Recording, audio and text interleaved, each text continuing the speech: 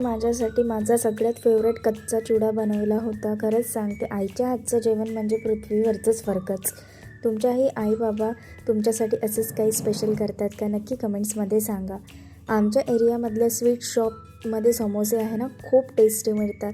खूप दिवसांनी आज पुन्हा तिथले समोसे खाण्याचा योग आला.